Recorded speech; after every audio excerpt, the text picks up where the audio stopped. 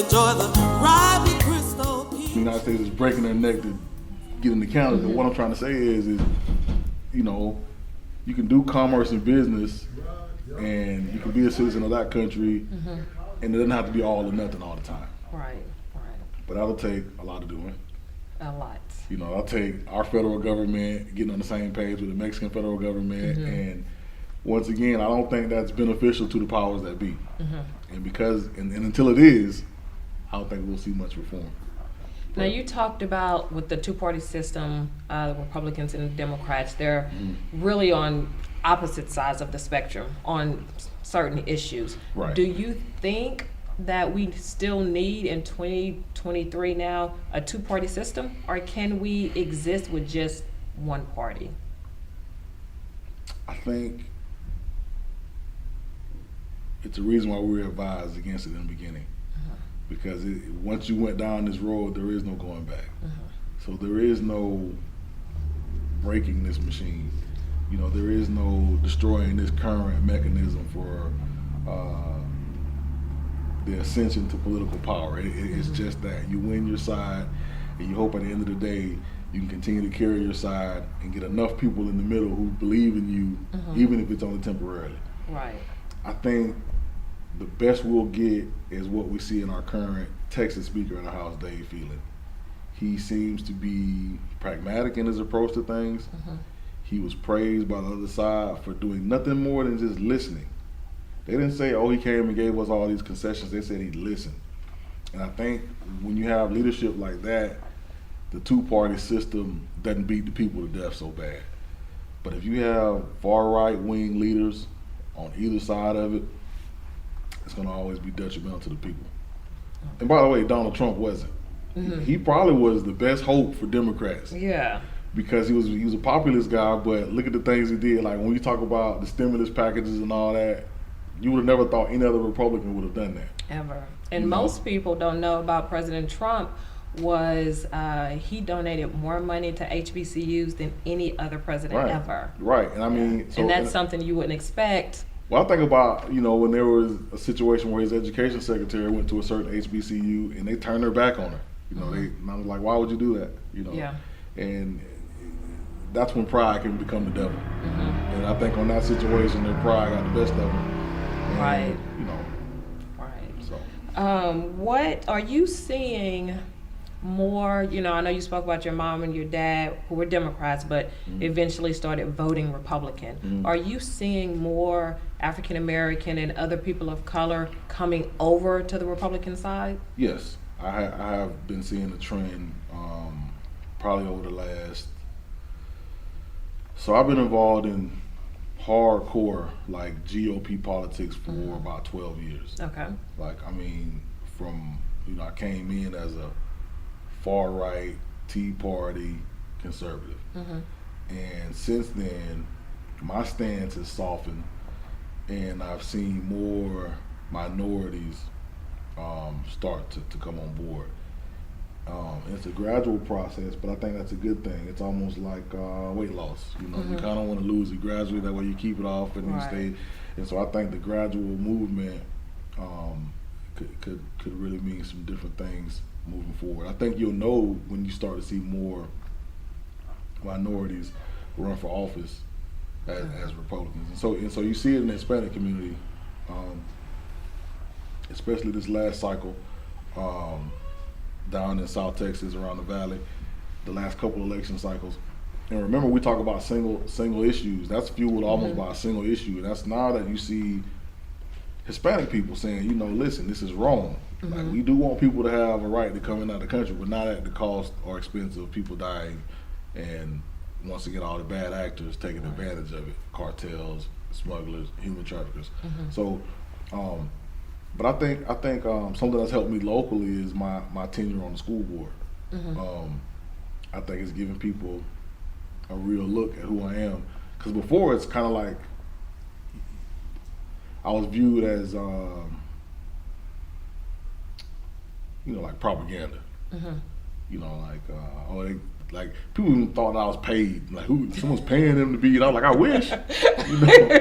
You know, I don't even get paid to be the chairman of the party. But it was almost like they're paying them to say all these things that are ridiculous, and there's no way, you know, a black person gonna think like this. And you know, I admit, you know, I was abrasive when I first got involved in politics, but there's no playbook, you know. So I was who I thought I needed to be, and I've learned that, you know, tactically it's not the best approach if you want to win people over. So you know, you learn. I try to pride myself on being a student of anything I'm involved in. So you know, I learned that, you know, you if you soften your tone and give people the chance to really understand what you're talking about, you know, you may not be that far apart from the things you believe in, you know. And why do you think, and maybe it's, you know, softening of the tones, why do you think more minorities are moving over to the Republican Party? I think once again it's the youth. A lot of young people aren't going for because it's what my people did. You know, they're just not. That's not a moving or compelling argument anymore to say, "Oh, my people were Democrats, so I'm gonna do the same thing." No, that's not. For generations it was, but now it's not. And I hate to say it, you see it in the churches.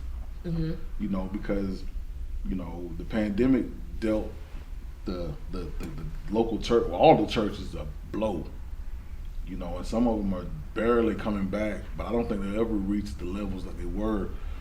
And it's because you pulled the youth out of it, and you gave them an opportunity to do stuff online, and that's already what was at. You know, and when I say youth, I don't mean like teenagers. I mean like 50 down. You know, from 25 to 50 is when I say, you know, youth. Oh, thank you. Well, yeah, absolutely. No, because think about it. I think about it like this: if you're 50, you're still working right now. It's true. Most times, you know what I mean. Yes. So, you know, back in the days, you're like 50. Oh man, I'm close to retirement. Not no more. You still got you only halfway. You got 30 more years in this workforce. So you know, and so that group of people now values time.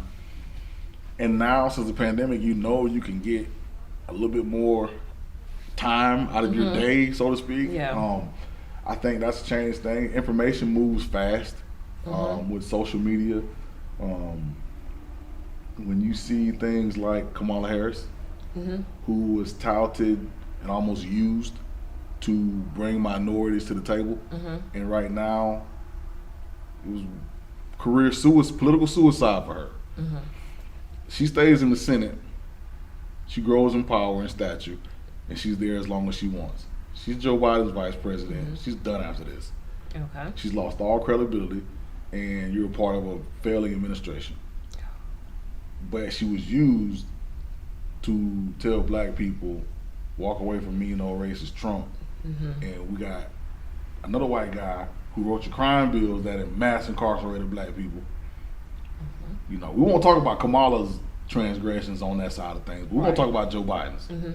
You know, you tell me Trump is this racist, right? You paint this ghost of a person, and then you tell me to ignore the fact that we know what this man did that was racist. We know Joe Biden passed laws and legislation that led to millions of black fathers pulled out of the home. You see what I'm saying? Yes. Come on now. But then you tell me that Trump is a racist. And so now I'm living in fear. And so, you know, that's unfair. You don't do people like that. Because remember, prior to this, Trump was everybody's favorite person. Rappers, I remember that. Black community, showing up on TV shows. So when did he become this racist person? Now, his fault was he played into it. But it's politics. I'm not going to turn off a group of people who are going to support me just because you don't like them. You know, like these people love me, right? These people love me. I don't necessarily love them, but they love me. I'm not going to tell them, hey, y'all stop loving me so they'll like me a little bit more over here. Oh, no, it's politics. You know, most elections are what, 52%, 51%? That's true. That's not a lot. Yes. You know, look at Adolf Hitler. This guy barely won, and think about if he didn't. You know, he wins and he takes over half the world, and he's a monster. You know, 51% is what got him over the top. Yeah. All he had to do is make a few more people like him. And how does anybody like a person like that? So, we have to be careful with politics because it's not necessarily majority rule. It's kind of Who votes? who votes. Who votes? So, Who votes? yeah. You got Roxanne, you got Jacorian, Judge Brand, and the point I'm trying to make is you have diversity in age, race, Yeah. and so I think we made some really meaningful connections this last cycle. We spent time in minority communities. We spent time cultivating relationships with very untraditional groups of people. For example, the Islamic faith. Okay. We made really, really great relationships within the Islamic community, and we put away a lot of that bad 9/11 racism. And it's all it is, where people are almost afraid of someone that they're, of the Islamic faith. Right. Well, this time we mended fences and we made great relationships, and I think it paid off. And then our women's organizations worked really hard, and it was just the perfect storm, and everything worked. Let me just put the cherry on top. Okay. Joe Biden. It is what it is. Joe Biden's horrible, and everybody knows it's horrible. And what happens is he may not be horrible enough to make you a Republican, but he makes no one enthused on the other side. So if there's no enthusiasm, you're not motivated to go vote. Like, dude, put me out of my misery and give me call me back in 4 more years or whatever. Right. And so the economy during this last midterm, crime, the border, everything, the pandemic, fatigue, Yes. everything, and whether it's Biden's fault or not, you're the guy. Yeah. You told us it was Trump's fault. That was the cherry on top that pushed us across. Okay. Now you named a bunch of winners that was elected in this past midterm. How do you, as the chairman of the Republican Party, select who you're going to put your name, your image, your likeness behind? All right, so as a chairman, I can recruit, and I should. So it's my job to be actively recruiting candidates for these seats, right? Okay. So I should always continue to recruit candidates to run for open seats or challenge seats or get other party people to switch sides. That should be an ongoing active process. And how aggressive I am or I'm not depends on relationships. If you come to me tomorrow and say, hey, I want to run for dog catcher, right? Okay. And I'll say, okay, you want to run for dog catcher? Why you want to run as a Republican? You going to tell me why? And even if you tell me I want to run for dog catcher as a Republican because I hate the Republicans and I want to get it and do an awful job and I want to make you guys look bad. I say, okay, it costs this much. You can bring me a notarized application and I file it. Now, what I can tell you is you're going to lose badly. Okay. I'm not going to endorse you. I'm not going to pick up a finger to help you out. You're on your own. And you got a 10% chance of winning. That's I can only present you with those facts, but I cannot tell you no. I cannot make you, I can't. And so with this current slate of candidates, Gordon, Roxanne, Judge Brannick, Tim Funches, Kerry Erickson, Jacorian, I inherited those candidates. Now the blessing is what people don't understand is I've been around for a while, so I knew them all. They didn't I didn't, so they were comfortable with my leadership. Okay. Is what I'm saying. It didn't make them flinch when they said Joe's going to be the new chair because they're like, okay, that's great. We know him. He's been, doing stuff behind the scenes anyways, and even in front of the scenes. Because I don't think you're going to find a bigger, like if you say Republicans in Jefferson County over the last 10 years, you can Google it. My name is going to pop up. My picture's going to pop up just because I've been super active. But what my job with those candidates was to build them into a team, but still keep them as a group of individuals. And how do you do that? Yeah, you have to build personal relationships with each one of those candidates. And so there's going to be some stuff that all of us talk about, but then there's going to be some stuff that only you and I talk about. There's going to be some times where you're going to have to really call me and vent, cry, curse, and then I'm going to have to tell you, guess what? Whatever you just said, scratch it. You can't do any of those things because that's not going to work and you'll die smoking if you do that. And then you got to trust me enough to believe what I'm telling you to be true and apply it. And sometimes they do and sometimes they don't. With this group of candidates, I had the most coachable group of individuals, the hardest working group of individuals. If I advised them against something, they didn't do it. If I advised them to do something, for the most part, they did it. I listened to them when they weren't comfortable doing stuff, and we figured out different ways to approach things. And we worked as a unit, but still as a collective group of individuals. Okay. And you have to maintain that, because the last thing you want to do is run as a slate, right? And then one person get this scandal going on, and then it sinks your whole ship. So you have to be cognizant of that. You have to be cognizant of the fact that candidates are, even in their most humble package. I use myself for example. I'm a humble guy. I don't ever care about credit. I just want the work to get done. But there's something wrong up here if I run for office. I think I'm somebody. Maybe not to you. Yeah. Maybe not to those guys. Yeah. But somebody thinks I'm somebody, and I do too. Okay. And you got to remember that. That's some ego in there. That is. So that candidate wants to be known as the person that stands on their own 2 feet. And by God, this party didn't get me elected. These other people didn't get me elected. Me. I did that. Okay. Even the most humble person that would never say that. I'm telling you right now. If you run for office in this world, from dog ketchup to president, you think you somebody, and you think that somebody else thinks you somebody. And you got to remember that when you're dealing with these personalities. And I watched some of the chairmen through the years. Some of them needed credit, some of them didn't. Some of them loved to hear themselves talk, some of them didn't. Some of them were all party, some of them weren't. Some of them hated the limelight and the extra stuff. They're almost introverted. And I just made sure that I was able to try to make sure I wasn't the abrasive parts of any of those leaders that I had served under. Okay. Yeah.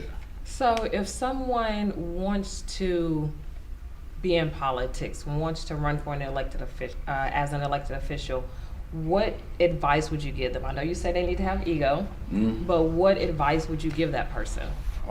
Be ready to serve. Just be ready to be the hardest working person in the room.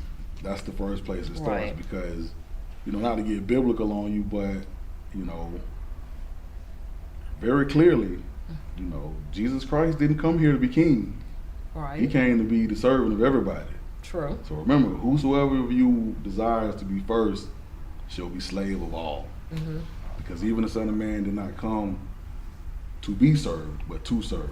So if you want to be number one, the first thing you got to know is, if you're not ready to take that beating and be the first one there and the last one to leave, then it's not a job for you. It's not. You have to lead through your service. And it goes back to that one initial thing, like, you don't get to say you're a good leader. Right. I don't get to say I'm a good leader. Right. I don't get to say I'm the boss. And if you take that approach, you'll be successful. Okay. Yeah. So we talked about early on, you've been on the school board. What do you feel like you bring to that position? Once again, the service. Okay. I think the service and the relationships. I think one of the things that our school board has suffered from, outside of crying, I sweat all the time too. So, But no, one of the things I think our school board is guilty of is, through the years, we haven't done a good job at being community friendly and open and accessible to the community. And I think that's one of the things I bring to the table. We've had the appearance of not being transparent. That's one of the things that I'm working really hard on, is to change that appearance. And once again, the service component just has to be front and center. You have to be passionate about education, but you have to know that you're serving in a role that doesn't pay any money.